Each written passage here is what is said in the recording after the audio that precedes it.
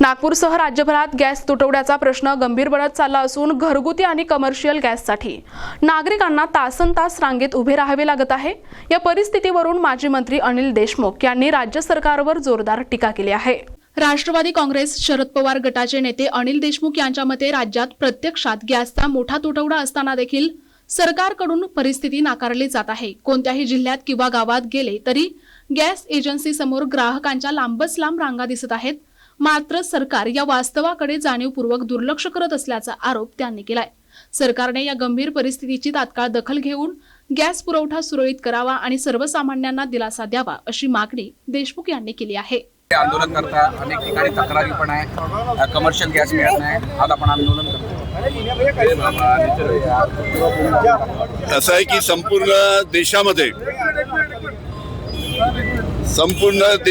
ज्या पद्धतीनं शासनाच्या चुकीच्या धोरणामुळे गॅसचा तुटवडा भासत आहे, त्याच्यामुळे प्रत्येक राज्यामध्ये महाराष्ट्र असो की बाकी अनेक राज्य देशाचे असो त्यामध्ये जनता अतिशय दुःखी आहे, त्यांना अतिशय त्रास होत आहे।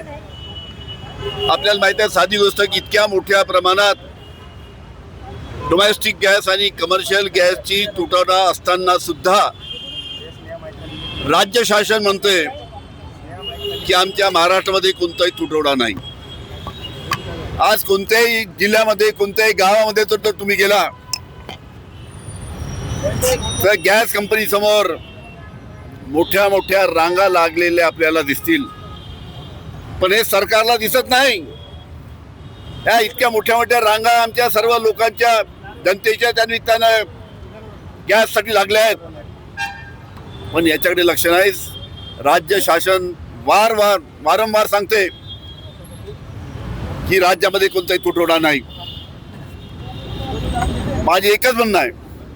माझं म्हणणं आहे की अशा पद्धतीनं मोठ्या प्रमाणात गॅसचा तुटवडा असताना राज्य शासनाने सांगितलं पाहिजे की ठीक आहे, गॅसचा तुटवडा आहे, आम्ही प्रयत्न करतो आहे, पण अशा पद्धतीनं कोणतंही आश्वासन किंवा कोणताही दिलासा जनतेला न देता फक्त राज्यामध्ये गॅसचा तुटवडा नाही अशा पद्धतीच्या वल्गना त्या निमित्तानं सरकार करते आहे। त्याच्यामुळे या बाबतीत सरकारने लक्ष देण्याची आवश्यकता आहे। आज आमच्या गृहिणी प्रत्येक घरामध्ये आज गॅसची अडचण आहे। अनेक रेस्टॉरंट जवळजवळ मुंबईमध्ये आणि महाराष्ट्रामध्ये 40% रेस्टॉरंट हॉटेल बंद पडत आहेत आणि पुढील काळामध्ये ही संख्या वाढण्याची शक्यता आहे। त्याच्यामुळे युद्ध स्तरावर राज्य शासन आणि केंद्र शासनाने प्रयत्न करून हा प्रचंड त्रास लोकांना होत आहे तो दूर करावा अशी मी राज्य शासनाला विनंती करतो। असं आहे की आता वरिष्ठ स्तरावर या बाबतीत निर्णय होईल, पण वैयक्तिकरित्या मला सुद्धा वाटतं की बिनविरोध ही निवडणूक व्हावी,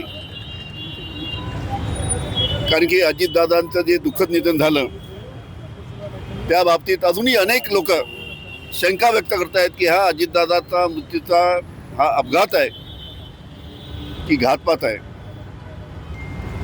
आणि ज्या पद्धतीनं एक अतिशय कर्तबगार नेता त्या निमित्तानं राज्याने देशाने गमावला आणि त्या ठिकाणी जर आता परत निवडणूक होत असेल तर मला असं वाटतं की सर्व पक्षांनी एकत्र येऊन ही बिनविरोध करावी, हे माझं वैयक्तिक मत आहे। आता वरच्या स्तरावर या बाबतीत सर्व ज्येष्ठ मंडळी एकत्र बसून निर्णय घेतील। प्रतिनिधी अनिल बालपांडे, NTV न्यूज मराठी, नागपूर।